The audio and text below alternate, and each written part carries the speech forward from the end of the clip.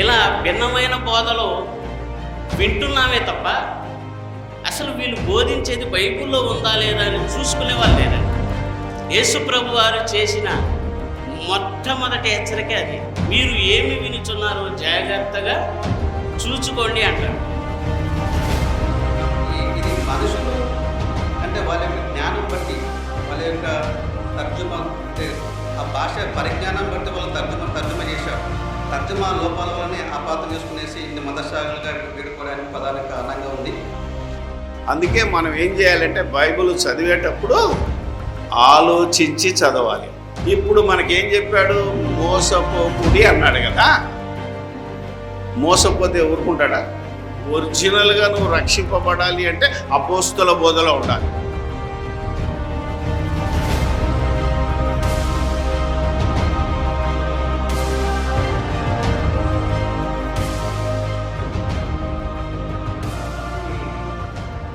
తర్జుమా లోపాలు ఉన్నాయి. ఆ తర్జుమా లోపాలు ఎందుకు వచ్చాయి? ఇంగ్లీష్ బైబిల్ చూడాలా, తెలుగులోనే నా దగ్గర ఒక 5 బైబిల్ ఉన్నాయి తెలుగు తర్జుమాలు. మనమేమో ఒక బిఎస్ఐ మీద ఆధారపడ్డాం, కానీ ఇంకో 4 ఉన్నాయి. WTC అని ఒక బైబిల్ ఉంటుంది, రోమన్ క్యాథలిక్ అని ఒక బైబిల్ ఉంటుంది, IVRTL కదా. మొత్తం 4 ఒకే వచనము 4 డిఫరెంట్స్ విషయాల్లో తర్జుమా చేశారు. ఇప్పుడు ఏది రైట్ నీకు? నువ్వేమో ఒక బైబిల్ పట్టుకుంటావు, రోమన్ క్యాథలిక్ బైబిల్ పట్టుకుంటావు. మీ దగ్గర ఎవరికైనా రోమన్ క్యాథలిక్ బైబిల్ ఉంటే మీరు కనుక ఇంటికి వెళ్ళి చూడండి, కంపల్సరీ ఉండాలి అది. అంటే ఆ క్యాథలిక్ బైబిల్ రైటా అని అడుగుతుంది మీరు. ఎందుకంటే దాన్ని తర్జుమా చేసిన వాళ్ళు పాస్టర్లు, బైబిల్ ట్రైనింగ్ చేసి ఇటలీకి పోయి వచ్చి గ్రీకు నేర్చుకొని, అవునా కదా, హీబ్రూ నేర్చుకొని తర్జుమా చేశాడు బిషప్ గాలిబ్ బాలి అని. మరి మన బైబిల్ తర్జుమా చేసిన వాళ్ళు తెలుసా మీకు? సంస్కృతం వచ్చు, తెలుగు వచ్చిన బ్రాహ్మణులు తయారు చేశారు. వాళ్ళు దేవుని నమ్మనోళ్ళే తయారు చేసి బైబిల్ తర్జుమా చేసినాక బ్రాహ్మణులు అంటే క్రైస్తవులు అయిన వాళ్ళు ఉన్నారు. ఈ చరిత్ర తెలియకపోతే మాటలు అట్లుంటాయి. ఒక చిన్న మాట చూపిస్తాను. అపోస్తుల కార్యాలు, ఈరోజు క్రైస్తవులు కొట్లాడుతున్నది ఇక్కడే. 20వ అధ్యాయము 28 చదవండి. దీన్ని మేము ఆల్రెడీ ఒక 30 పేజీలు, ఒక 30 తర్జుమా లోపాలను Bible society of India Bengaluru వెళ్ళిచ్చి వచ్చాం. బెంగళూరు నుంచి సికింద్రాబాద్, గుంటూరు వెళ్ళి మళ్ళా వాళ్ళు తర్జన చేస్తున్నారు. ఇవి నిజంగానే మార్చాలా లేదా? ఎందుకంటే భయంకరమైన విశ్వాసానికి సంబంధించిన బోధ ఇది. 20:28 ఏముందమ్మా? దేవుడు తన స్వరక్తమిచ్చి తన సంఘం సంపాదించి తన సంఘమును కాయుటకు పరిశుద్ధాత్మ మిమ్మును దేని యందు అధ్యక్షులుగా చాలు తల్లి. అర్థమైందా మీకు? ఇప్పుడు దేవుడు తన స్వరక్తం ఇచ్చి అని రాశాడు. నిజానికి దేవుడికి రక్తమాంసాలు ఉన్నాయా? ఆలోచించేవాళ్ళు లేడు. ఒక అబద్ధాన్ని ఈజీగా నమ్ముతారు. దానిపైన దేవుడు అని ఒక ఫుట్ నోట్ ఇచ్చి కింద ప్రభు అని ఉంటుంది. బైబిల్ చూడండి, మీరు సెల్ ఫోన్ బైబిల్ చూస్తే కనబడదు, ప్రింటెడ్ బైబిల్ చూడాలి. ఖచ్చితంగా బైబిల్ చెక్ చేసుకోవాలి. లేకపోతే మీరు ఈ గేట్ దట్టగానే ఇంకో దుష్టుడు వచ్చి ఆయన తప్పు చెప్పాడమ్మా, మేము ఊరుకు రాకముందే దుర్బోధకులు వస్తున్నారని మీ చర్చెస్లలో ప్రకటన జరిగింది, నాకు తెలుసు. అందుకని జాగ్రత్తగా చూస్తే ఉన్నది ప్రభువు అని ఉన్నది. ఇంతకీ ఏ ప్రభువు? యేసు ప్రభు. మన కోసం రక్తం కార్చింది యేసు ప్రభువా దేవుడా? ఒకడు అంటాడు బైబిల్లో ఉంది కనుక యేసు ప్రభువే దేవుడు. ఇప్పుడు ఆయన ఎన్ని వచనాలు చూపించాడు? యెహోవాయే దేవుడు అని 100 రెఫరెన్స్ చూపించగలం. ఈ ఒక్క వచనాన్ని చూసి యేసు ప్రభువే దేవుడు కాబట్టి యెహోవాయే. కానీ నువ్వు క్యాథలిక్ బైబిల్కి వెళ్తే దేవుడు తన సొంత కుమారుని రక్తము ద్వారా సంపాదించిన తన సంఘమును కాయటకని ఉంటుంది. ఇప్పుడు ఏది రైటు? మనం ఇంకా బిఎస్ఐ దగ్గర ఉన్నాం తప్ప బైబిల్ సొసైటీ వాళ్ళకు రాశాము ఇది తప్పు. ఎందుకంటే దేవునికి రక్తమాంసాలు లేవు. దాన్ని చెక్ చేసుకోవాలంటే ఇంకో 2-3 రెఫరెన్సులు సాక్ష్యం కావాలి. మీరు కనుక హెబ్రీ పత్రికకి వెళ్తే యేసు తన స్వరక్తం ఇచ్చి మీకు గోడల మీద కనబడుతుంది ఒక వాక్యం తెలుసా మీకు? యేసు రక్తము ప్రతి పాపము నుండి. యేసు రక్తమా దేవుని రక్తమా? అక్కడ పూర్తిగా చదవండి, మీకు ఒక మంచి మాట ఉంటుంది. చెప్తాను ఇప్పుడు గ్యారంటీగా. ఇన్ని చూసుకుంటే కానీ నీకు ఏది తర్జుమా లోపమో, ఏది ఒరిజినల్గా హీబ్రూ నుంచి వచ్చిందో లేదా గ్రీకు నుంచి వచ్చిందో అర్థం కావాలంటే ఇంత కష్టపడ్డా ఇదిగో వీడు తప్పుడు బోధకుడు అనే పేరు వచ్చేసింది. మనం ఏం చేయలేము. ఎందుకంటే యేసు ప్రభు అంతటైనే సత్యం చెప్తే ఎవడు నమ్మలేదు ఆ రోజు. చదవమ్మా 1:7. దేవుడు వెలుగులో ఉన్న ప్రకారము మనమును వెలుగులో నడిచిన ఎడల ఉందుము.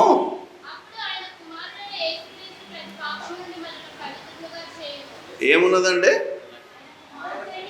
అప్పుడు దేవుని కుమారుడైన యేసు రక్తం ఉందా, దేవుని రక్తం ఉందా? ఈ 2 కాంట్రవర్సీ లేవు. అది నమ్ముతా, ఇది నమ్ముతా అంటే బైబిల్ పరిశుద్ధాత్మ అప్పుడు ప్రేరేపణతో రాయబడింది. ఒక వచనానికి ఒక వచనం ఎదురు తిరగదు. అక్కడేమో దేవుని రక్తం అని ఉంది, ఇక్కడేముంది దేవుని కుమారుని రక్తం అని ఉందంటే నువ్వేది తీసుకోవాలి ఇప్పుడు చెప్పండి చూద్దాం. ప్రభు అని ఉన్నది చూసారా, కింద తీసుకొని మీద పెడితే యేసు రక్తము అంటే దేవుడు తన కుమారుని రక్తం ఇచ్చి అని ఉండాలట. ఈ తర్జుమా లోపం ఉందని బైబిల్ సొసైటీకి మేము రాస్తే నువ్వు బైబిల్ దిద్దే మొనగాడివా అని ఒకడు అడిగాను నేను. ఒకప్పుడు బైబిల్ తర్జుమా చేసిన వాళ్ళు కూడా మనలాంటి వాళ్ళే. వాక్యం తెలిసి జ్ఞానం తెలిసి ఆలోచించి తర్జుమా చేశారే తప్ప వాళ్ళు ఏదో అప్పటికి తెలుగు తర్జుమా 200 సంవత్సరాల కింద జరిగినప్పుడు ఇంత ఇది లేదు వాళ్ళకి. ఎందుకు ఇది చేయలేదు అంటే కొన్ని ఇంగ్లీష్ బైబిల్లో ఇది కూడా తప్పుంటుంది. మన వాళ్ళకు దగ్గర ఉన్నది ఇంగ్లీషే చూసుకుంటారు తప్ప if you go to original language లేదా మిగతా లాంగ్వేజ్లు చూసుకుంటే అలా ఉంటుంది. అంటే అందుకే మనం ఏం చేయాలంటే బైబిల్ చదివేటప్పుడు ఆలోచించి చదవాలి. అపోస్తుల కార్యములు రాసింది ఎవరు, ఆడ మాట్లాడింది ఎవరంటే పౌలు. మీ ఇప్పుడు 2 తిమోతి 2వ అధ్యాయం 7వ వచనం చూస్తే వివేకం, ఆలోచన ఇలా మనం ఎడ్యుకేట్ చేస్తుంటే ఇప్పుడు వాళ్ళ దుకాణాలు బంద్ అయిపోతాయి కదా, అవునా కదంటే చాలా సంస్థలు మూసుకుపోతాయి. ఎందుకంటే మొదటి నుంచి పునాది సరిగ్గా లేదు. మనం ఆ పునాదిని జస్ట్ కదిలించాం, ఇంకేం ఎక్కువ కదిలించలేదు. అయినా బెంబేలు పడి మనం చూసారా ఎంతమంది వచ్చారు. అదే జాను గారికి గొప్ప వరం ఉంది, నూనె సీసాలు తెచ్చుకోండి అంటే ఈ హాల్ సరిపోదు. ఎస్టీబీసీ గ్రౌండ్ 2013లోనే నేను ఎస్టీబీసీ గ్రౌండ్లో యేసుక్రీస్తు ఎవరు, దేవుడా, దేవుని కుమారుడా, ముస్లింలు అడిగినట్టు ప్రవక్త అని 3 రోజులు మాట్లాడాను ఎస్టీబీసీ గ్రౌండ్లో.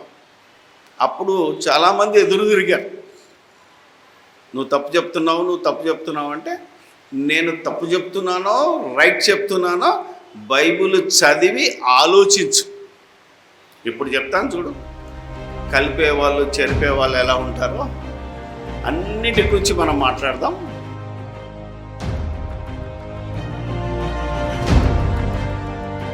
దేవుడు ఒక హెచ్చరిక చేశాడు క్రైస్తవులందరికీ. గలతీయులకు రాసిన పత్రిక 6వ అధ్యాయము, మోసపోకుడి, దేవుడు వెక్కిరింపబడడు, ఏది విత్తునో ఆయన హెచ్చరిక. ఇది పరిశుద్ధాత్ముని హెచ్చరిక, యేసు హెచ్చరిక మీ అందరికీ తెలుసు. మత్తయి సువార్త 24లో ఉంటుంది చాలాసార్లు, మోసపోకుడి, ఎవడును మిమ్మల్ని మోసపరచనీయకుడే. మోసపోయాం, వాడెవడో వచ్చి మోసం చేశాడంటే వానితో పాటు నీకు కూడా శిక్ష ఉంటుంది. ఏమ్మా, మొట్టమొదట అవ్వ మోసపోయిందా, అయ్య మోసపోయాడా? మోసపోతే వదిలేశాడా? సర్పము నన్ను మోసపుచ్చినందున అని అన్నది. అవ్వ అంటే ఊకున్నాడా? నీ గర్భ వేదనను చాలా హెచ్చిస్తాను, శిక్ష అదే.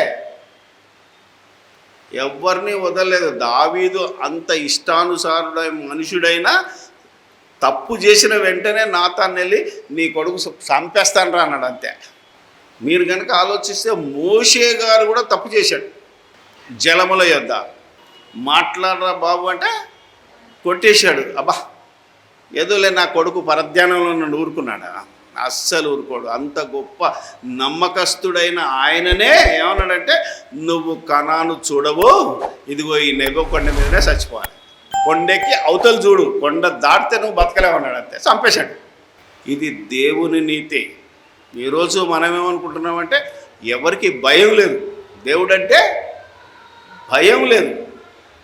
ఆనాటి జనాలకైనా ఆలోచన చేద్దాం. ఎందుకంటే ఎంత భయంకరమైన బోధలు పునాదులు వేయబడ్డాయో వాటిని మేము బేసిక్తో సహా ఆధారాలతో సహా బయట పెడుతున్నాం.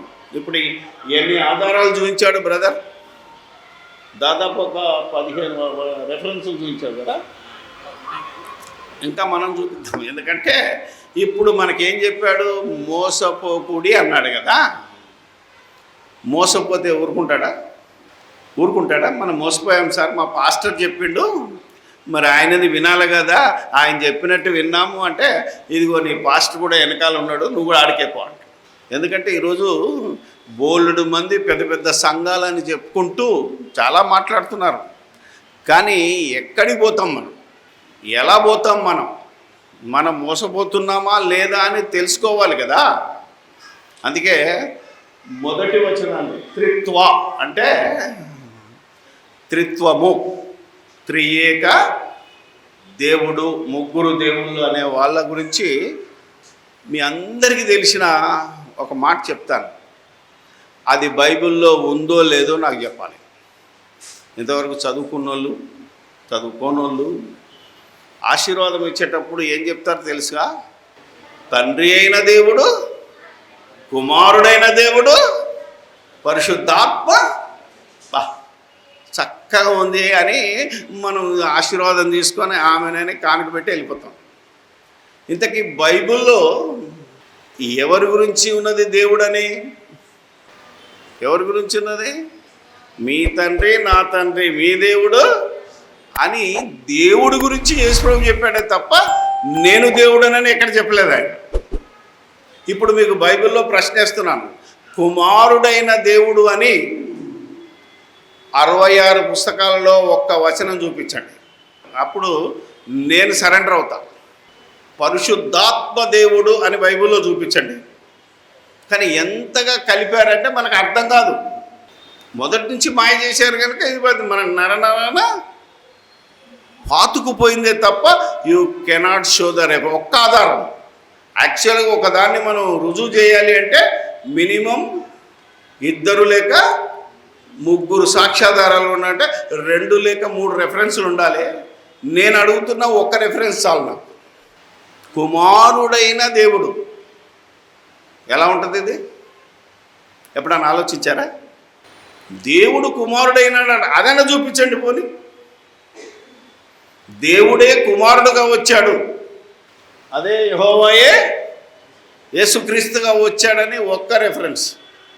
జాగ్రత్తగా వినండి, ఎందుకంటే లేనిది కలుపుతున్నారు. బైబిల్ ఏం చెప్పాడు ఇంతకుముందు? ఇందులో ఒకటి కలిపినా ఒకటి తీసినా ఇందులో ఉన్న రోగాలన్నీ వస్తారా బాబు అన్నాడు.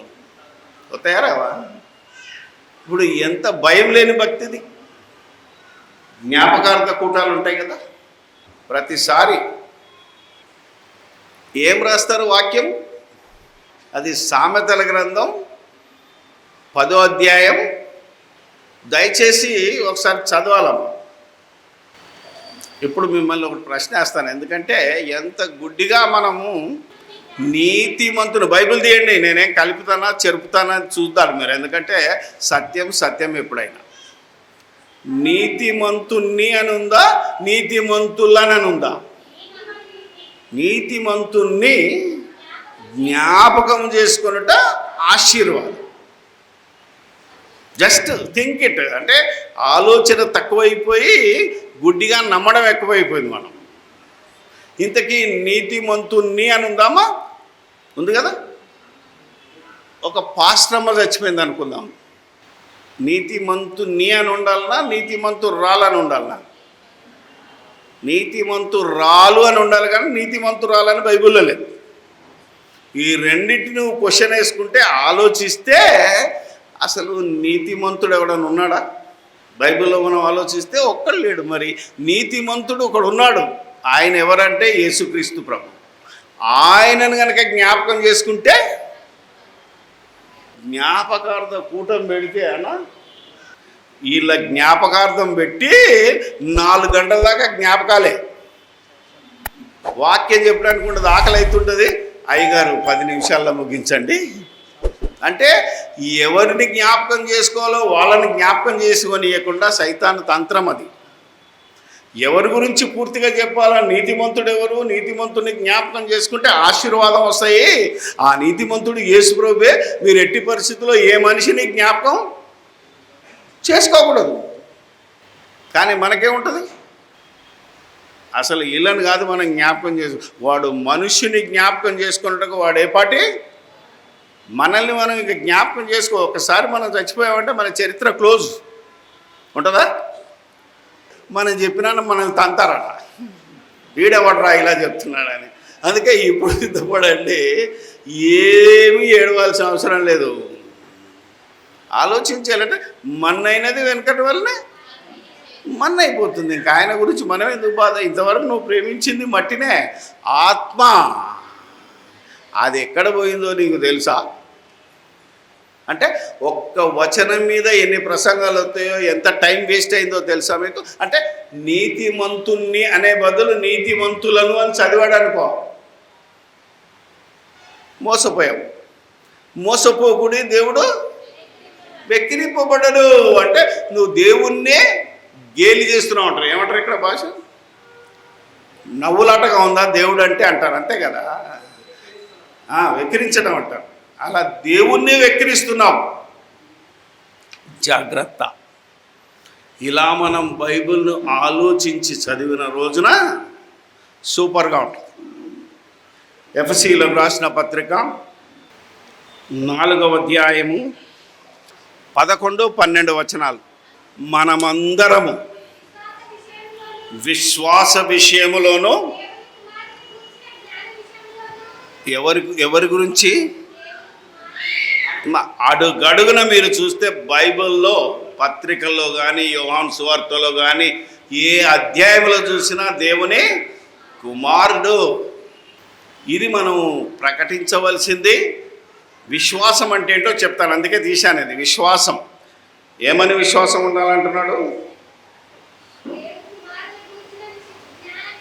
అబ్బా, దేవుని కుమారుని గురించిన జ్ఞానం.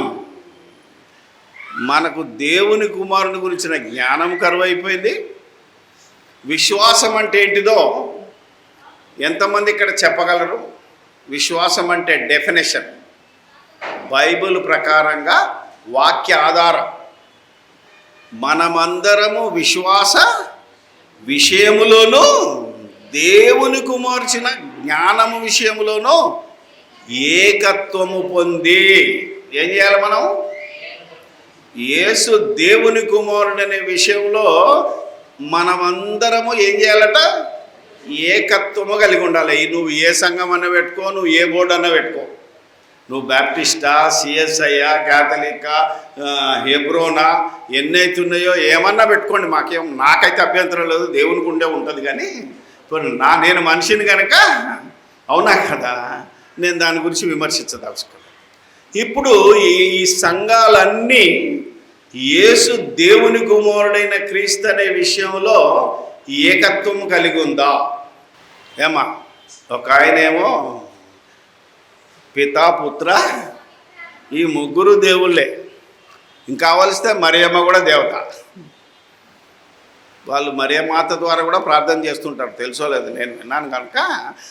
అక్కడ అర్హత లేదు. ఇప్పుడు ఆయన చెప్పాడు, ఏం చేసినా మాట చేత కానీ క్రియ చేత కానీ ఏం చేసినా మనం ఏం చేయాలట?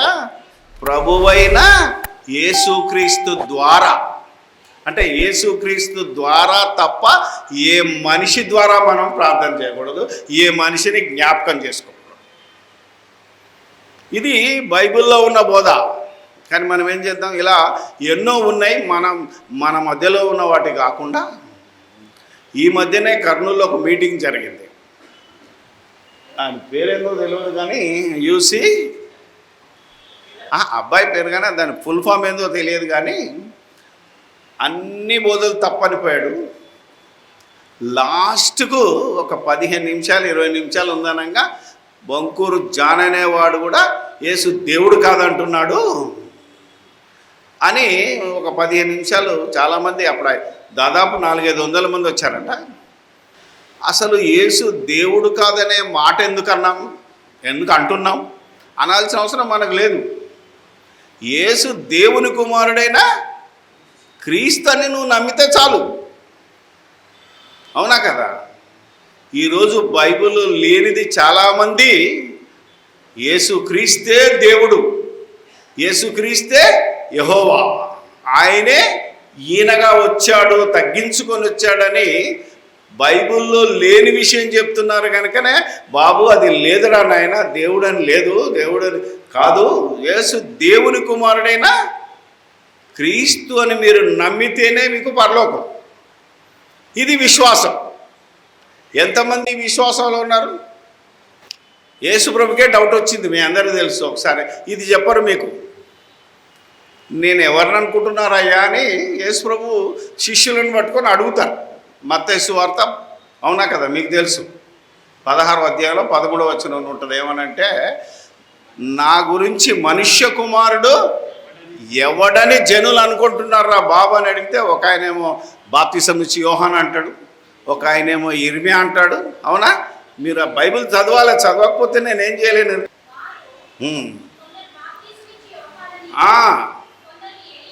ఏలియానియు ప్రవక్తలలో ఒకడు. ఎందుకంటే మోషే గారు రాశారు మనకి ఏమని, నా వంటి ఒక ప్రవక్తను మీ సహోదరుల నుండి మీ కొరకు పుట్టిస్తాను అని మాట్లాడాడు. కనుక ప్రవక్త అనుకోవడంలో న్యాయం ఉంది. యేసు ప్రభు వచ్చి కూడా చెప్పాడు, నేను అదే ప్రవక్తను. అవునా కదా? ఏదైతే మోషే రాశాడో ఆ ప్రవక్తను నేనే. అపోస్తులు చెప్పారు ఈయనే ప్రవక్త అని. అయినా నువ్వు ప్రవక్త అని నమ్మడానికి లేదు. ఇప్పుడు ఇది పట్టుకొని ముస్లింలు వాదిస్తారు. ఇప్పుడు మనం ఏమని, ఆయన ప్రవక్త మాత్రమే, దేవుని కుమారుడు కూడా కాదు. మీరు ఏ ముస్లింని అడిగినా చెప్తాడు ఆయన ఒక ప్రవక్త, దేవుడు కుమారుడు కాదు. అసలు దేవుడు అంటే నిన్ను నీళ్ళు కాపిస్తాడు. ఇక్కడ మన చర్చిలో 4 గోడల మధ్య ఏసే దేవుడు అని చెప్పుకునేవాడు కూడా వాని దగ్గర 1 నిమిషం నిలబడలేడు. ఎందుకంటే ఒక్క సాక్ష్యాధారం చూపించలేడు బైబిల్లో నుంచి. దేవుని కుమారుడు అంటే ఆడేమంటాడు, దేవునికి భార్య ఉందా, దేవునికి పిల్లలు ఎలా పుడతారు? అవునా కదా? ఎందుకంటే నీకు భార్య ఉంటుంది, నీ భార్య ద్వారా పిల్లలు కనమని నిన్ను హెచ్చరించాడు. కానీ దేవుడు నాకు భార్య ఉంటుంది అన్నాడా? నేను కనే విధానం వేరు, మీరు కదే విధానం వేరు. దేవుడు యేసు ప్రభువును కన్న విధానం వేరు, నిన్ను నన్ను కన్న విధానం వేరు. కానీ ఏం చేద్దాం? అలాగే యెహోవా సాక్షులను వస్తారు, కరెక్ట్ టైంకి వచ్చి మీ బుర్ర తింటారు. ఇంకొకరు ఉన్నారు, యాషువా మెస్సయ్య అని ఒక ఆయన ఉంటాడు, ఒక సంస్థ ఉంటుంది. మీరు విన్నారో లేదో నాకు తెలియదు. యాషువా మెస్సయ్య అనాలే తప్ప యేసుక్రీస్తు అంటే నువ్వు నరకానికి పోతావు, వాడిని ఎవడు పట్టించుకోడు. అరే యేసు దేవుని కుమారుడైన క్రీస్తుని నమ్మంటారా బాబు అంటే మనల్ని మాత్రం ప్రతి ఒక్కడు బుద్ధులు తిడుతున్నాడు ఈరోజు. అప్పుడు పేతురు ఏమన్నాడు చెప్పండి చూద్దాం. వాళ్ళు అనుకున్నారా బాబు, మీరైతే సజీవుడగు దేవుని కుమారుడైన క్రీస్తు అన్నాడా, దేవుడు అన్నాడా? ఏమండి, అపోస్తులు ఎవరైనా సాక్ష్యం ఇచ్చారా ఇలా? ఒక్కసారి మీరు బైబిల్ చదువుతలేరు, వాళ్ళ ఆటలు సాగుతున్నాయి. బైబిల్ చదివి ఆలోచించగలిగితే మనను మించిన విశ్వాసం లేదు. మనం ఖచ్చితంగా విశ్వాస విషయంలో ఏకమవుతాం. ఇప్పుడు అపోస్తులైన యోహాను, ఒక సాక్ష్యం చూద్దాం. 1 యోహాను పత్రిక. ఎంత బైబిల్ అంటే ఈ అపోస్తుల బోధ మన చెవికి ఎక్కలేదు, మన దగ్గరికి తీసుకురాలేదు. ఎవరంతా ఏదో దానియేలు, హెచ్కేలు, లేకపోతే కీర్తనలు, ఇవే మన దగ్గరికి తీసుకొస్తున్నారే తప్ప ఒరిజినల్గా నువ్వు రక్షింపబడాలి అంటే అపోస్తుల బోధలో ఉండాలి. ఎందుకంటే క్రీస్తుని గురించి సాక్ష్యం ఇచ్చింది అపోస్తలు. చూద్దామా, యోహాను గారు రాసిన మొదటి పత్రిక 1వ వచనం నుంచి చదువుదాం. 1వ అధ్యాయం చూద్దాం, 4వ అధ్యాయంలో చూద్దాం. జీవవాక్యమును గూర్చినది ఆది నుండి ఏది ఉండెనో మేమేది వింటిమో,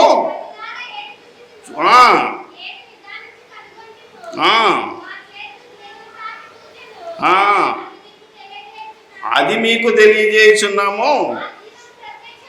ఆ జీవము ప్రత్యక్షమాయను. బా, ఏమన్నాడండి? తండ్రి యొద్ద ఉండా తండ్రే వచ్చాడు అనుకుంటున్నాడు. తండ్రి యొద్ద ఉండి మాకు ప్రత్యక్షం. ఎలా ఉంది బైబిల్? అందుకే సత్యవాక్యాన్ని సరిగా విభజించి ఉపదేశించాలంటాడు తిమోతికి రాస్తూ పౌలు. అందుకని ఇప్పుడు ఈ మాట కంటే ఇంకో మంచి మాట చూపిస్తాను. 4వ అధ్యాయము 14వ వచనం. మరియు అసలైంది ఏంటంటే తండ్రి తన కుమారుణ్ణి తానే వచ్చాడా? మరి యెహోవాయే యేసుక్రీస్తుగా దిగొచ్చాడంటారేంటి? ఈయన వచ్చాడట, మళ్ళీ ఈయన పోయి ఆయనను పంపాడట. 3 చూపిస్తాను మీకు సాక్ష్యాలు. ఇక్కడ ఏమనుంది? తండ్రి తన కుమారుణ్ణి లోకరక్షకుడుగా ఉండుటకు పంపియుండుట మేము చూచి. ఆయనతో తిరిగినోళ్ళు, ఆయన శిష్యులు, మీరు సర్వలోకానికి వెళ్ళి సర్వసృష్టికి సువార్తను ప్రకటించమని ఆజ్ఞాపించిన వాళ్ళు ఏం చెప్తున్నారంటే, తండ్రి తన కుమారుణ్ణి లోకరక్షగా ఉండుటకు పంపియుండుట మేము చూచి.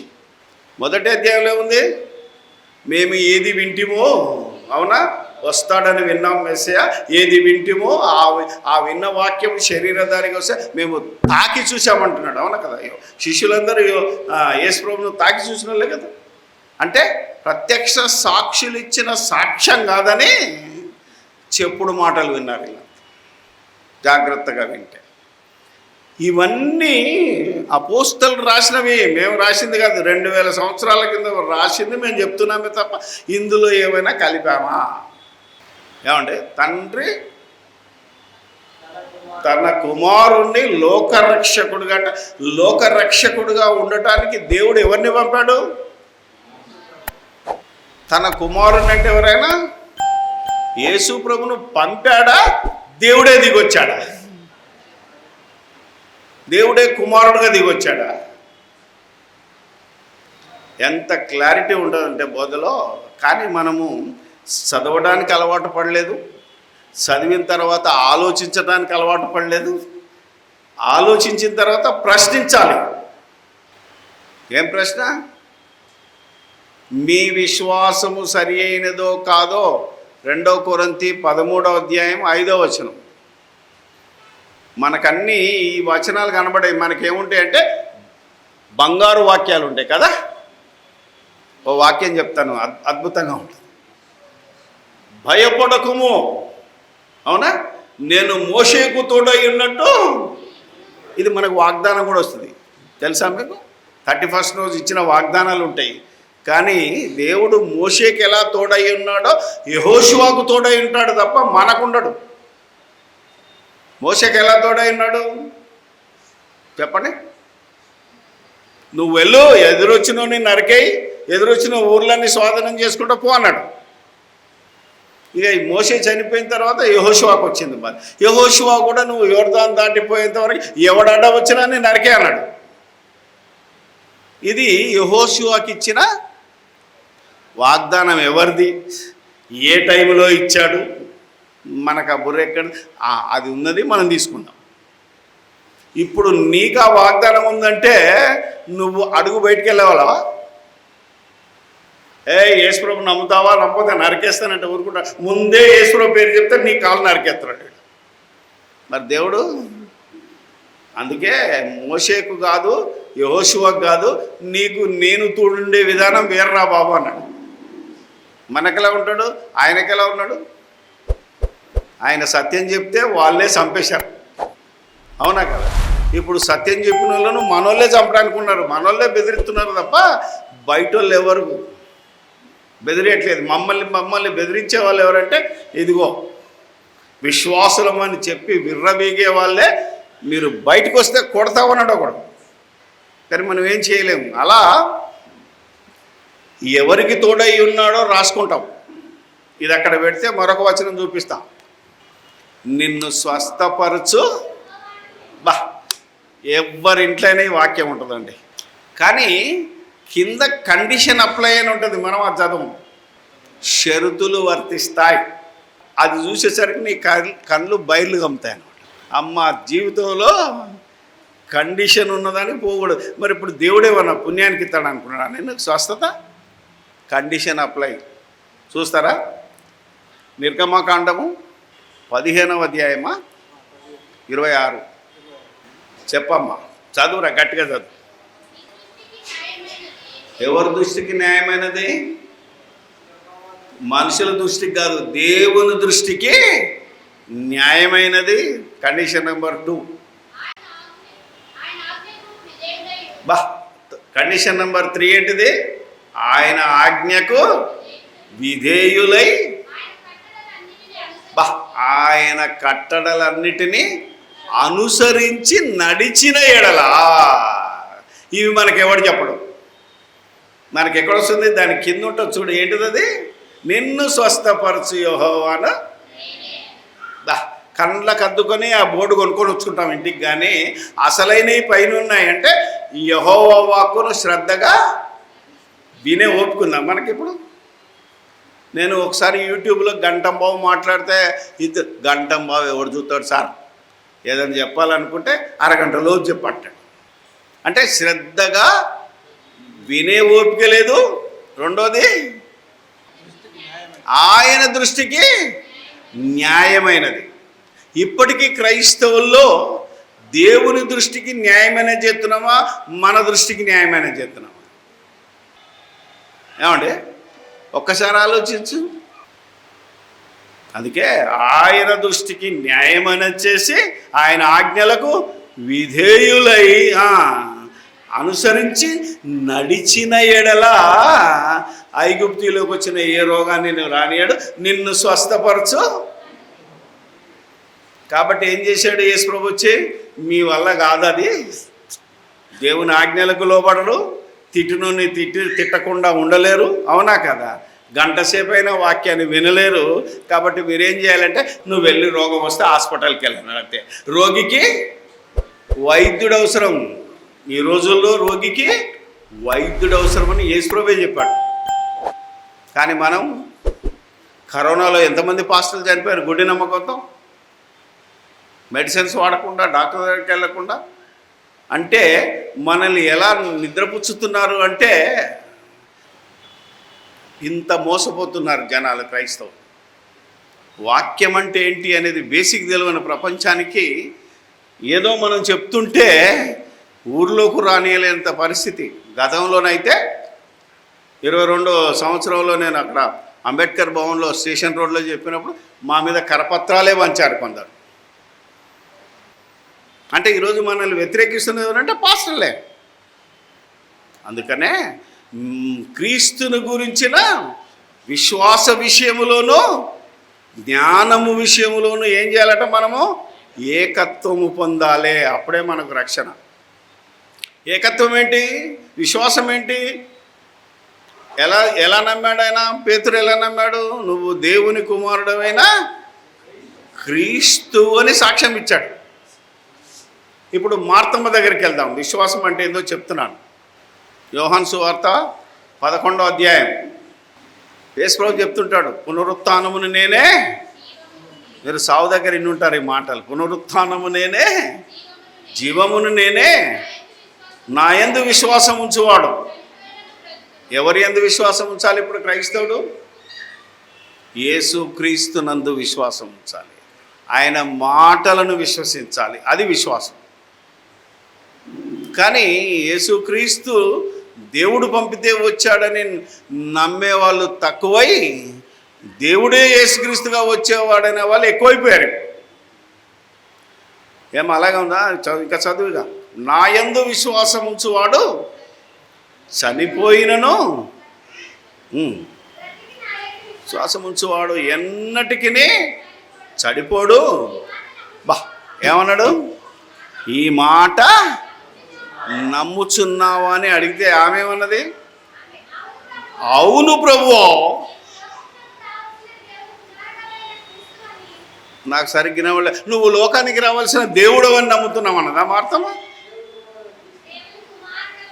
ఇంత చక్కగా బైబిల్లో ఉన్న వాళ్ళు నమ్ముతుంటే, బైబిల్ కాలంలో బతికిన వాళ్ళు సాక్ష్యం ఇస్తుంటే, యేసు ప్రభువే లోకానికి రావాల్సిన దేవుడు వచ్చాడు అని అనటానికి ఏం ఆధారం ఉంది? అందుకే కలిపి చెరిపే బోధలు ఇన్ని వచనాలు చూపిస్తున్నాను. ఇవన్నీ నేనేమన్నా తప్పు చదివానా? బైబిల్లో ఉన్నది ఏమైనా కలిపానామా? ఉన్నది ఉన్నట్టు చదివిస్తున్నాను. అది విశ్వాసం అంటే. రోమపత్రిక 10వ అధ్యాయం 9వ వచనం, ఇది పౌలు బోధ. మీ విశ్వాసము సరి అయినదో కాదో మిమ్మును మీరే పరీక్షించుకోండి అనే మాటకి ఇప్పుడు మన విశ్వాసాన్ని పరీక్షిస్తున్నాను నేను. అదేమనగా ఏమని? యేసు ప్రభువని నీ నోటితో ఒప్పుకొని దేవుడు మృతులలో నుండి ఆయనను లేపనని నీ హృదయమందు విశ్వసించిన ఎడల, అంటే మనకు రక్షణ కావాలంటే ఏం చేయాలమ్మా? యేసు ప్రభువును నమ్మాలి. యేసు ప్రభు అంటే మనకు రాజు, మనకు అధిపతి, మనకు యజమాని. అలా ఆయనను దేవుడు నియమించాడు. ఆ నియమింపబడిన యేసుక్రీస్తు వచ్చి మన కోసం ఏం చేశాడు? చనిపోయాడు, సమాధి చేయబడ్డాడు. మరి లేపిన ఆయన ఎవరు? దేవుడే అక్కడుండి లేపితే ఈయనే లేచాడంటే మరి ఈయనే దేవుడైతే 3.5 సంవత్సరాలు ఆడెవరున్నారు? దేవుడే దిగొచ్చాడు అనుకుందాం. ఆయన 33.5 సంవత్సరాలు భూమి మీద ఉన్నాడు కదా. మరి అంత రోజు పరలోకం ఖాళీ ఉందా? చెప్పండి రా. అందుకనే ఎన్ని తప్పుడు విశ్వాసంలో నుంచి మనల్ని నడిపించిందో ఈరోజు అనేక మంది సంఘాలు, ఒకటని చెప్పలేము. అందుకని బైబిల్ చదివితే బైబిల్లో ఉన్న విశ్వాస ప్రకారంగా మనది సరి అయిందా కాదా అనేది మనల్ని మనం అనుక్షణము పరీక్షించుకోవాలి. మనము ఏదైనా స్టోర్కి వెళ్తాం కదమ్మా, సూపర్ మార్కెట్లో వెళ్తే సబ్బు చూసి ఇది ఒరిజినలా పరీక్షించవా? ఏమ్మా బట్టలు చూస్తావు కదా, ఇది కంచీపురం సీరన్న అనుకో, ఇది కంచీపురం కట్టుపచ్చి సీరన్న మన గలీలో నేర్చిందని తెలియదా? అంటే వేసుకునే చెప్పులు 6 నెలలు అయితే అరిగిపోయే చెప్పుల మీద 4 షాపులు తిరుగుతావు. తల్లులకు చెప్తున్నా, ఎన్ని షాపులు తిరుగుతారు?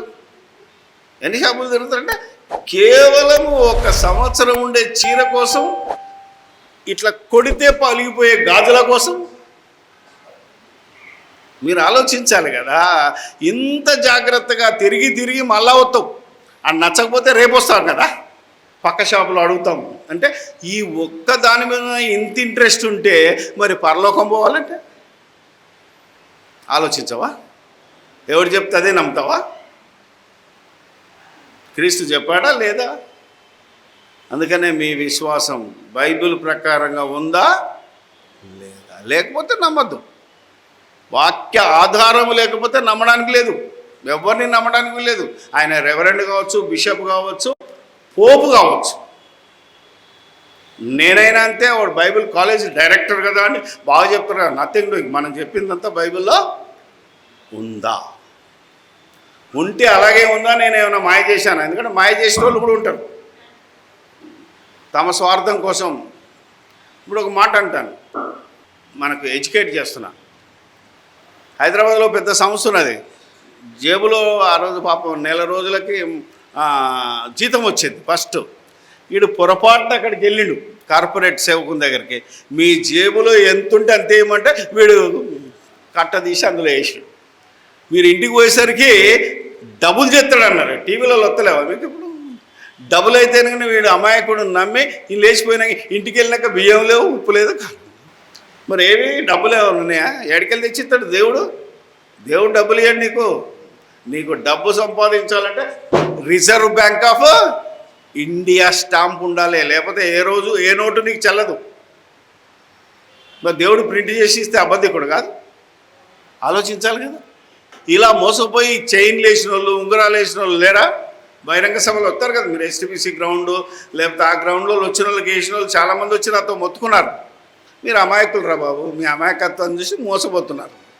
మోసపోకుడి, దేవుడు వెక్కిరింపబడ్డాడు. అక్కడే ఉన్నాం మనం. మరియు నన్ను పంపిన తండ్రియే నన్ను గురించి. ఇప్పుడు తండ్రి ఎక్కడున్నాడు? యేసుప్రభు ఎక్కడున్నాడు? భూమి మీద ఉన్నాడు. యేసుప్రభు బాప్తిసం తీసుకొని నీళ్ళ నుంచి రాగానే దేవుడు ఏమని సాక్ష్యం ఇచ్చాడు? ఈయన నా ప్రియకుమారుడు, ఈయన నా ప్రియకుమారుడు, ఈయన నేనురా బాబు, ఆయనగా నేను వచ్చాను, ఆయనైనా పర్లేదు, ఆయనకు మొక్కుర్రి, ఆయనగా ప్రార్థన చేయండి, నాకు అవసరం లేదు అన్నాడు. చూసారా, యేసుప్రభు చెప్పిన మాట అక్షర సత్యం. ఒక్క సున్నా పొల్లు కూడా తప్పిపోదు. అందుకేనేవాడు నన్ను పంపిన తండ్రియే సాక్ష్యం ఇచ్చుచున్నాడు. ఎందుకంటే ఈయన నా ప్రియకుమారుడు, ఈయన యందు నేను ఆనందిస్తున్నాను, ఈయన మాట వినుడే. దిస్ ఇస్ ఆజ్ఞ మనకు. మీరు ఏ కాలమందైనానో ఆయన స్వరము వినలేదు, ఆయన స్వరూపము అంటే దేవుడు ఎవ్వరికి ఇంతవరకు కనబడలేదు. దేవుడు ఎవరికి కనబడలేదు, దేవుడు ఎవరితో మాట్లాడలేదు. ఇప్పుడు మనోళ్ళు వచ్చేమంటున్నారు, రాత్రి కల్లో కనబడ్డాడు, నా చెవిలో వచ్చి నా కుమారుడా జాను పలాని ఇంటికి వెళ్ళు అంటే నువ్వే పుణ్యాత్ముడు అన్నట్టు. అప్పుడు నేనేం చెప్పిన, ఒక ఆయనకు వచ్చి ఇట్లా అంటున్నాడు సార్ పాస్టర్ గారు అంటే, నేను మాట చెప్పిన, నీతో మాట్లాడే దేవుడు రైట్, నాతో మాట్లాడినప్పుడు నేను ఇస్తాపో అన్నా. నీతో మాట్లాడిన దేవుడు నాతో కూడా మాట్లాడాలి కదా, దేవుడు పక్షపాతి కాడు కదా. ఏమంటే ఈ తెలివి లేదు మనకి, ఇది ఎవడు చెప్పనేడు నిన్ను. ఇప్పుడు ఉదాహరణ ఏంటిది, కొర్నేలు ఉంటాడు కదా, మనకు అపోస్తల కార్యాలు 10వ అధ్యాయంలో కొర్నేలు ఉంటాడు. కొర్నేలుకి ఏం చెప్పాడు దేవదూత ద్వారా దేవుడు?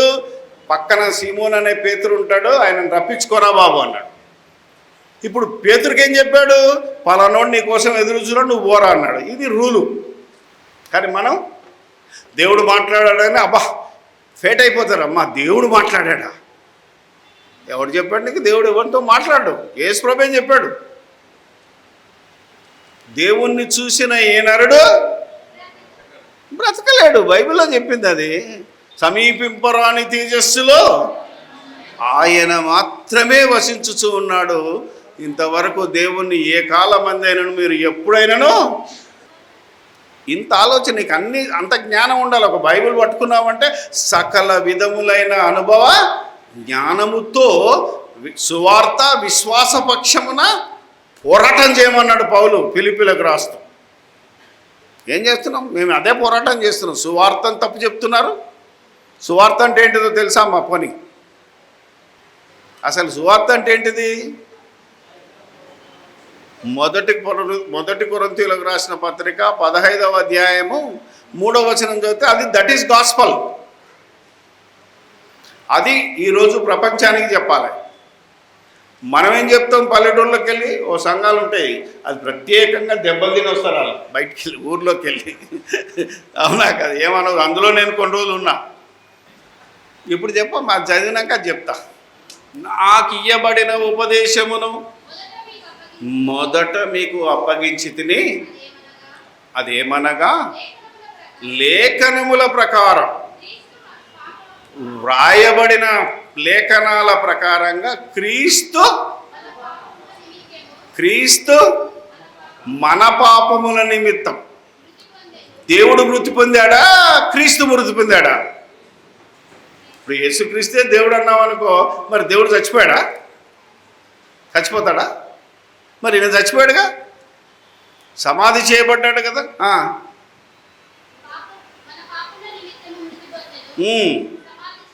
సమాధి చేయబడను, వ్రాయబడిన వాక్యాల ప్రకారమే మూడవ దినమున లేపబడెను. ఈ యేసుక్రీస్తును దేవుడు లేపెను. బైబిల్లో ఉంటుంది, ఇదంతా సాక్ష్యం. నువ్వు చెప్పాల్సిన సువార్త ఇది. అపోస్తల కార్యాలు 2వ అధ్యాయంలో పేతురు అదే చెప్తాడు, మీరు సిలువ వేసిన ఈ యేసునే దేవుడు లేపాడు, దీనికి మేము సాక్షులు. మనోళ్ళు ఏమంటారు, ఆయనే ఈయనే వచ్చాడు, సచ్చాడు, మళ్ళీ ఆయనే లేచాడు. ఎవడు చెప్పాడు నీకు? ఇక్కడ ఉండదు ఆ మాట, బైబిల్లో ఉండదు. అంటే మనం విశ్వాస విషయంలో మనం ఎంతవరకు మోసపోయాం.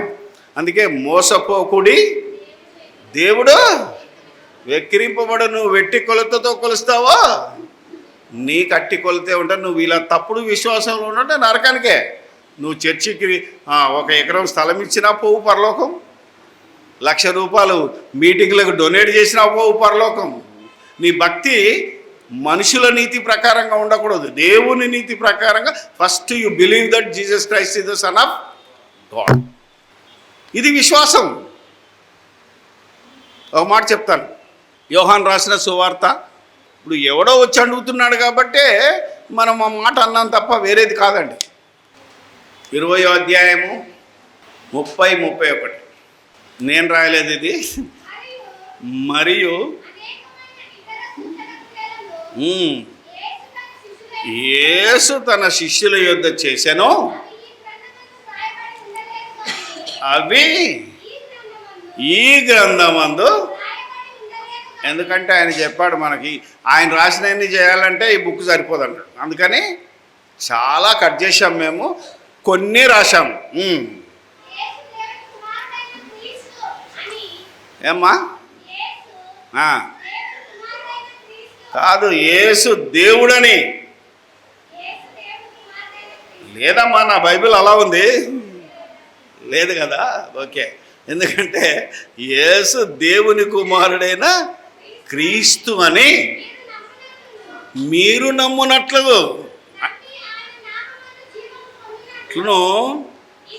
ఇవి వ్రాయబడినంటే బైబిల్ ఎందుకు రాశాడు తెలుసా మీకు? ఈ గ్రంథం అంతా ఎందుకు రాయబడిందంటే ప్రతి క్రైస్తవుడు, నువ్వు పాస్టర్వా, నువ్వెవరైనా పర్లేదు, లేదా అన్యుడైనా పర్వాలేదు, యేసు దేవుని కుమారుడైన క్రీస్తుని మీరు నమ్మటానికే బైబిల్ రాయబడ్డది తప్ప యేసు దేవుడని నమ్మటానికి బైబిల్ రాలేదు.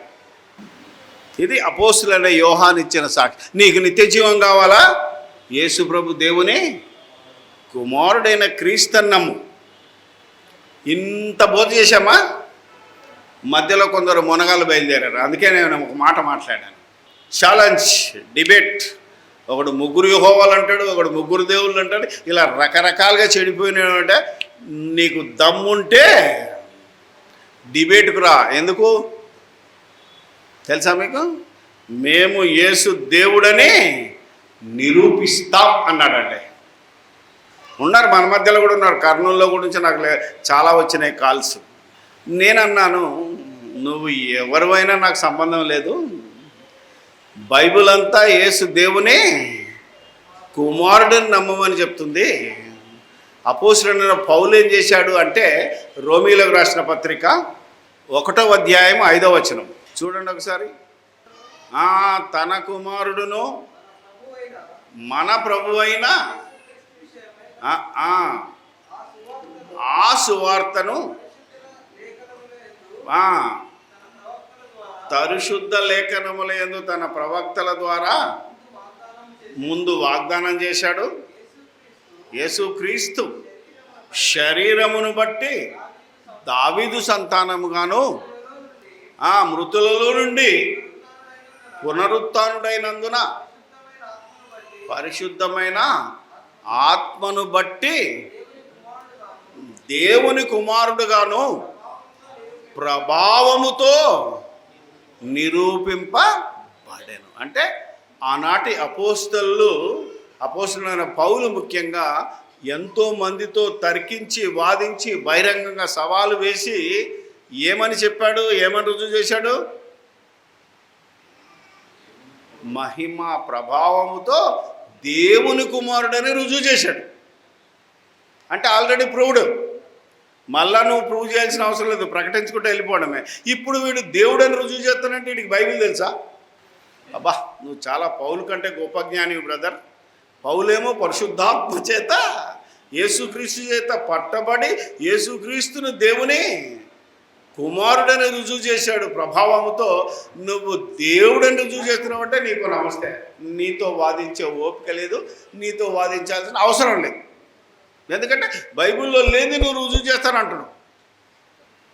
వాక్యం ప్రకారంగా నువ్వు నమ్మాలి, వాక్యంలో ఉంటే నమ్ము, లేకపోతే లేదు. అందుకే డిబేట్లు అనేవి నడవాయి.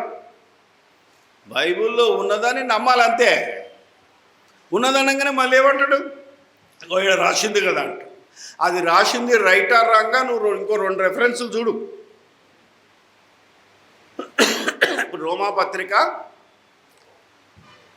9వ అధ్యాయము 5వ వచనంలో ఈరోజు చాలామందికి అది ఒక ఆయుధం. ఇది దొరికింది ఆడికి ఆయుధం. నిజంగా అది బైబిల్ అలాగుందా లేదా 2 సాక్ష్యాధారాలు చూపించమన్నాను. నేను ఆ వచనము తప్పుడు తర్జుమాని నేను చూపిస్తాను. ఇప్పుడు రోమీయులకు రాసిన పత్రిక ఇదే యోహాను, ఇదే పౌలు గారు 1వ అధ్యాయం. బైబిల్ తీయండి దయచేసి చూడండి. 1వ అధ్యాయం 25వ వచనం. ఎవరు స్తోత్రార్హుడు? దేవుడు స్తోత్రార్హుడై ఉన్నాడు యుగ యుగములు. ఇంతకుముందు చదివిన యూదా పత్రిక 1:25-27లో కూడా యుగములకు పూర్వమును ఇప్పుడును దేవునికి మహిమ కలగాలి, దేవుడే స్తోత్రార్హుడు. యేసుక్రీస్తు ద్వారా తండ్రిని స్తుతించాలి మనం. ఇక్కడ ఇది ఉందా?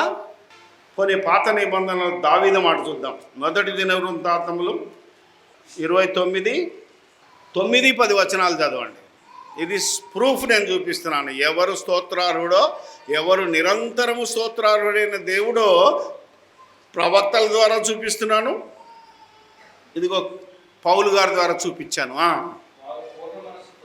వారు పూర్ణ మనస్సుతో కనుక ఇచ్చినందుకు జనులు సంతోషపడరి. రాజైన దావీదు కూడాను బహుగా సంతోషపడి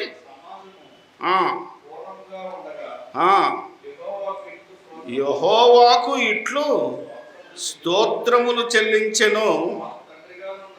మాకు తండ్రిగానున్న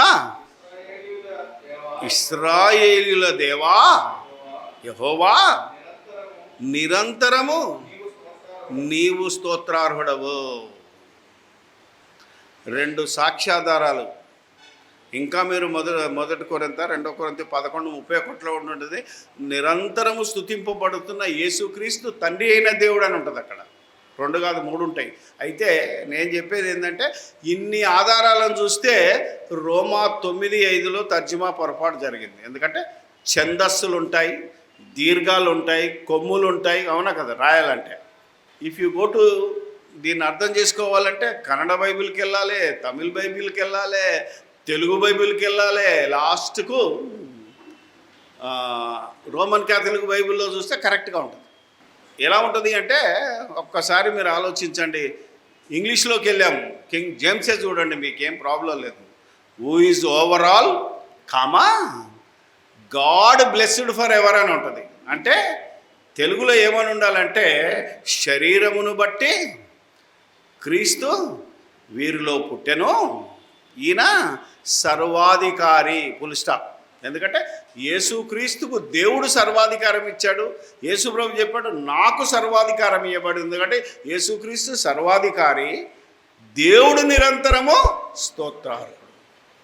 ఇది నేను బైబిల్ సొసైటీ కూడా రాశాను. They are thinking. మీరు క్యాథలిక్ బైబిల్కి వెళ్ళి చూడండి. సమస్తమునకు ఏలికేయు దేవుడు సదా స్తుతింపబడునుగాక అని క్యాథలిక్ బైబిల్లో ఉంటుంది.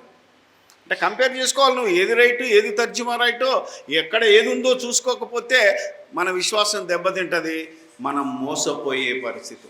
అందుకని మోసపోకుడి, దేవుడు వెక్కిరింపబడడు. నువ్వు ఎట్టి కొలతతో కొలుస్తావో అట్టి కొలతతోనే. ఒక ఉదాహరణ ఇస్తా. మీరు పాత నిబంధనలో జస్ట్ యాకోబు, ఆయన పేరేంటిది? అర్థం మోసగాడు. ఎక్కడ మోసం చేసిండు? తన తండ్రిని మోసం చేశాడు. అన్న డ్రెస్ వేసుకొని ఏం చేశాడు, ఏశావుకు రావాల్సిన ఆశీర్వాదాలన్నీ యాకోబు కొట్టేస్తాడు. మీకు ఆదికాండం చదివితే తెలుస్తుంది. ఇది విన్నారా? అవసరం లేదు, మనకి టైం ఎక్కువ అవుతుంది. Just it is an history. ఇప్పుడు యాకోబు తన తండ్రిని మోసం చేశాడు కదా, దేవుడు ఊరుకున్నాడా? చెప్పండి చూద్దాం. దేవుడు నువ్వు యాకోబు అయినా ఇశ్రాయేలు అయినా శిక్షే. ఏం చేశాడో తెలుసు కదా, నేను మా నాయనను మోసం చేశాను, నా కొడుకులు నన్ను మోసం చేశాను. గమ్మును ఊరుకున్నాడు, ఒక మాట అనలే. ఇలా మీరు మోసపోయినా దేవుడు ఒప్పుకోడు, మీరెవరినైనా మోసపరిచినా దేవుడు ఒప్పుకోడు. జాగ్రత్త. అందుకనే సంఘాన్ని మోసం చేసే పాస్టర్కు దేవుడు శిక్ష విధిస్తాడు. మోసపోతున్న విశ్వాసులకు కూడా దేవుడు శిక్ష విధించాడు, వదలడు. This is Bible. ఇది దేవుని నీతి. అందుకే యేసు ప్రభువు వచ్చి అడిగాడు, మనకు చెప్తాడు, మొదట మీరు దేవుని నీతిని రాజ్యమును వెతకండి అన్నాడు. ఆలోచన చేయండి. మొదట మనం ఏం చేయాలంటే దేవుని నీతిని. ఏమన్నాడు దేవుడు? నేను తప్ప మీకు వేరొక దేవుడు ఉండకూడదు. నేను దేవుడను, నాకు ముందుగా దేవుడు లేడు, నా వెనకాల దేవుడు ఉండడు, నేనే అన్నాడు. అంటే నేనే యెహోవా ఒక్కడే, ఇంకెవ్వరిని మీరు దేవుడని పిలవడానికి దేవుడు ఒప్పుకోడు. ఇది దేవుని నీతి. ఈ నీతిని ఎవరు దాటినా శిక్ష తప్పదు.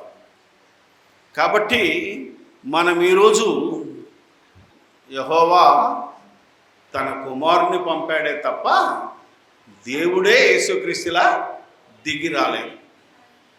దేవుడు తగ్గించుకొని వచ్చాడని ఒక రెఫరెన్స్ చూపిస్తారు. దీంతో నేను క్లోజ్ చేస్తాను, ఎందుకంటే జాగ్రత్తగా ఉండాలి. ఫిలిప్పీలకు రాసిన పత్రిక, ఇది ఈరోజు మనోళ్ళకు దొరికిన మరో ఆయుధం. ఫిలిప్పీలకు రాసిన పత్రిక 2వ అధ్యాయము 6 నుంచి ఏముంది? తన్ను తాను తగ్గించుకున్నది ఎవరు? యేసుప్రభువా దేవుడా? దేవునితో పరలోకంలో ఉన్నాడు ఆయన. ఆ ఉండే భాగ్యాన్ని తన్నుకొని కాదనుకొని మనలాంటి మనిషిగా రావడానికి ఇష్టపడ్డాడు ఆయన. అంటే దేవునితో సమానముగా ఉన్నాడా, సమానుడుగా ఉన్నాడా? బైబిల్ చదవండి, వర్డ్ టు వర్డ్ చదివితే ఎంత మోసపుచ్చుతున్నారో మనకు అర్థమవుతుంది. సమానముగా ఉండుట వేరు, సమానుడుగా ఉండుట వేరు. పాత నిబంధన మీరు లేఖనాలు చూస్తే యెషయా గ్రంథం, కీర్తనల గ్రంథం, నీతో సమానుడెవడో లేడు. యెషయా అంటాడు 42, నాతో సమానుడెవరని మీరు రుజువగలడు అన్నాడు. అప్పుడే అంటే దేవునితో సమానుడెవరు? ఎందుకు? అద్వితీయుడు అంటే రెండవ వాడు లేనివాడు, సమానుడు లేనివాడు దేవుడు. అద్వితీయుడు అంటే అర్థం ఏంటంటే ద్వితీయుడు లేనివాడు, ఆయనకు ఇంకొకడు లేడు. ఆయన అలాంటి దేవుడు, అలాంటి తండ్రి మరొకడు లేడు. కానీ అందరేమంటారంటే యేసయ్యా తండ్రి అంటాడు ప్రార్థనలో. అది నువ్వు వర్డ్ ఉచ్చరించడానికి వీల్లేదు. ఎందుకంటే పరలోకమందు ఉన్నాడు ఒకడే తండ్రి, ఆయననే మీరు తండ్రి అని పిలవాలని యేసుప్రభువు చెప్పినా రాంబాబు చెప్పాడు. ఆయన తండ్రికి ప్రార్థన చేయాలంటే నువ్వేది తండ్రివి, నీకే ప్రార్థన చేస్తానని కూర్చున్నాడు. అట్లాగైపోయి. అందుకని సమానముగా ఉండుట వేరు, సమానుడుగా ఉండుట. ఇప్పుడు ఇంట్లో యజమాని ఉన్నాడు. ఒక ఇంట్లో తండ్రి, కుమారుడు, కుమార్తె, భార్య అందరూ సమానంగానే ఉంటారు. ఒక దగ్గర కూర్చుంటారు, ఒక దగ్గరే తింటారు, ఒక దగ్గరే ఒక రూమ్లోనే పడుకుంటారు. ఇది న్యాయం. కానీ నా కొడుకు నాతో ఈక్వలా? Power is a supreme power. తండ్రి, నేనే యజమాని. ఇప్పుడు పరలోకంలో కూడా యేసుప్రభు ఉన్నాడు, దేవుడు ఉన్నాడు. దేవునితో ఆ పరలోకంలో ఉండుట విడిచిపెట్టకూడని భాగ్యం అని. అంతేగాని దేవునితో సమానుడుగా ఇంకెవరు లేరు. ఎందుకంటే నాకు ముందుగానే, నా తర్వాత కానీ నా యొద్ద ఎవరూ లేరు. దేవుడు వాడు ఉండడు. నేను దేవుడిని అన్నాడు కనుక అక్కడ ఆయన దేవుడుగా లేడు, కానీ దేవుని కుమారుడుగానే దేవుని యొద్ద ఉన్నాడు. ఆ ఉన్నాయన ఏం చేశాడంటే తగ్గించుకొని మనుష్యుని రూపంలో వచ్చాడు. దాసుని రూపం. దేవుని స్వరూపం అనగానే యేసుప్రభు ఒక్కడే దేవుని స్వరూపుడా? అసలు మనుషులందరూ ఎవరి స్వరూపంలో ఉన్నారు? ఆదాము ఎవరి స్వరూపం? దేవుడు తన స్వరూపమందు తన పోలిక చొప్పున నరుని నిర్మించాడు. అంటే మనం అందరము దేవుని స్వరూపంలో ఉన్నాం. మనం అందరం దేవుని ఆత్మలో ఒక భాగం. ఆయన కూడా దేవుని ఆత్మలో ఒక భాగమే. దేవుడు అందరినీ కన్నాడు, ఆయన అందరికీ తండ్రి. ఈ వచనం తెలియదు మనకు. బయటికి వెళ్తే మీ దేవుడు దొంగ, మీ దేవుడు అది, మా దేవుడు మంచోడు అనే సువార్త చెప్తే తనులు తింటున్నాం మనం. వాళ్ళకో దేవుడు ఉంటాడు, మనకో దేవుడు ఉంటాడా? దేవుడు ఒక్కడే. నేను క్రైస్తవుడు చెప్పాలి. నువ్వు హిందువులకైనా, ముస్లింలకైనా, క్రిస్టియన్స్కైనా, దేవుణ్ణి నమ్మనోడికైనా దేవుడు ఒక్కడే. ఆయనే ఊపర్వాల. అది ప్రకటించడమే నిజమైన క్రైస్తవుడి బోధ. ఎందుకంటే క్రీస్తే చెప్పాడు దేవుడు ఒక్కడే. అపోస్తులైన పౌలు చెప్పాడు దేవుడు ఒక్కడేనని. నువ్వెందుకు చెప్పు మీ దేవుడు తప్పు, మా దేవుడు రైట్ అంటున్నావంటే కొట్టరా మరి. అప్పటికే అంటున్నారు మీరు విదేశీ దేవుని తీసుకొచ్చి మా మీద రుద్దుతున్నారు అంటున్నారు. ఈయన విదేశీ దేవుడు కాదు, దేవుని కుమారుడు. ఎక్కడో పుట్టాడు అనుకుంటున్నారు కానీ ఆయన పరలోకంలో దేవుని ఎదురుండి భూలోకానికి దిగొచ్చాడు. బైబిల్ ప్రకారంగా మనం ఏం చెప్పట్లేదు. అది పాపులను రక్షించుటకు క్రీస్తు యేసు లోకమునకు వచ్చెనా పుట్టాడా? నశించిన దాన్ని వెతికి రక్షించుటకు మనుష్య కుమారుడు వచ్చాడు. లోకాలను కలుగజేసినాడు లోకంలో పుడతాడా? ఇల్లు కట్టినోడు ఇంట్లో పుడతాడా? ఇంట్లోకి వస్తాడా? ఇంట్లోకి వస్తాడు. ఈ భూమిని ఆయన దేవుని యొక్క ఆజ్ఞ ప్రకారంగా నిర్మించాడు కనుక భూలోకానికి దిగివచ్చి తిని అన్నాడు యేసుప్రభు. ఈ భూలోకంలో పుట్టినోడు కాదు, వచ్చినోడనే చెప్పాలి ఇప్పుడు సువార్త. అక్కడ ఇశ్రాయేళ్లకు అలా తెలియనోళ్లకు రక్షకుడు నీ కొరకు పుట్టి ఉన్నాడు. ఎవరికది? ఆనాడు ఇశ్రాయేళ్లకు. మనకు దిగొచ్చాడు. నేను పరలోకము నుండి దిగివచ్చి తిని. అది యేసు బోధ. ఎంతమంది చెప్తున్నాం? అందుకని పరలోకము నుండి దిగి వచ్చాడు యేసు ప్రభు. తన్ను తాను తగ్గించుకొని దేవుని దగ్గర ఉండే భాగ్యాన్ని వదులుకొని భూమి మీదకి మనలాంటి నరుడుగా రావడానికి ఇష్టపడ్డాడు. అది మోస్ట్ ఇంపార్టెంట్. ఆయన తగ్గించుకున్నాడే తప్ప దేవుడు ఎప్పుడూ తగ్గించుకొని భూమి మీదకి రాలేదు. మీకు ఎక్కడ తెలుస్తుంది ఇది? రాజుల గ్రంథంలో సొలొమోను ప్రార్థన చేస్తాడు. ఏమని? మహా ఆకాశములు నిన్ను పట్టచాలవు. నువ్వెప్పుడు భూమి మీదకి రావు నాయనా, మేమే ఆకాశము మీ వైపు చూసి ప్రార్థన చేస్తాం, మాకు దీవెనిచ్చాయి. 8వ అధ్యాయం చదవండి. మొదటి రోజులు ఫుల్ ఉంటుంది. నువ్వు ఆకాశమందు విని భూమి మీద వినడు. భూమి మీదకి రాలేదు కదా, మరి వచ్చిండు కదా అని అంటుంటే దేవుని సన్నిధి దిగి వచ్చిందే తప్ప దేవుడు ఎప్పుడు రాలేదు. టెంపుల్ని నింపుతాడు కదా, ఫస్ట్ టెంపుల్ని. దేవుని మహిమ అంతే. మోషే ఎవరిని చూశాడు? దేవుని యొక్క వెనక పార్శ్వం యొక్క మహిమను చూస్తాడు అంటాడే తప్ప దేవుని చూసినాడు ఎవడు బతకడు మరి. అందుకే మోషే కూడా దేవుని చూడలేదు. ఇంత బాగుంటుంది మన విశ్వాసం. కాబట్టి మీరు విశ్వాసం గలవారై ఉన్నారో మిమ్మల్ని మీరే. నా బోధన కాదు ఇది, నేను రాసుకురాలేదు, నేనేం కలపలేదు. ఎవడైతే కలిపిండో ఈ కలిపిన దాన్ని తప్పని చెప్తున్నాను అంతే. ఈ బైబిల్లో లేనిది చెప్తున్నారు చూసారా, అప్పుడు మనం కాదంటున్నాం. ఒకడొచ్చి వాదనకు వచ్చాడు, నేను దేవుడని నిరూపిస్తాను అంటే నీ వల్ల కాదు. అసలు దేవుడని బైబిల్లో ఎక్కడ రాసింది? దేవుడని నమ్మమని ఎక్కడ రాసింది అన్నాను. యేసు దేవుడని కొన్ని తర్జుమాల ద్వారా చేయబడిందే తప్ప ఒరిజినల్గా యేసు దేవుని కుమారుడని 100 రెఫరెన్స్ ఉంటాయి. ఒకవేళ రాసిందేమో మీరు తర్జుమా తప్పులు నమ్మకపోతే మీకు ఒకటే డైరెక్ట్ వర్షం అన్నాను. ధర్మాపేటలో చెప్పాను, ఇప్పటికి మీకు చెప్తున్నాను. ఈ ప్రపంచంలో నువ్వు ఇంటర్నేషనల్ ఛాలెంజింగ్ స్పీకర్ అయినా, నువ్వు రెవరెండ్ అయినా, బిషప్ అయినా, పోపు అయినా, బైబిల్ కాలేజీ డైరెక్టర్ అయినా, డిప్యూటీ డైరెక్టర్ అయినా, నువ్వెవరువైనా యేసు దేవుడని నమ్మితేనే, యేసును దేవుడని నమ్మితేనే మీకు నిత్య జీవం.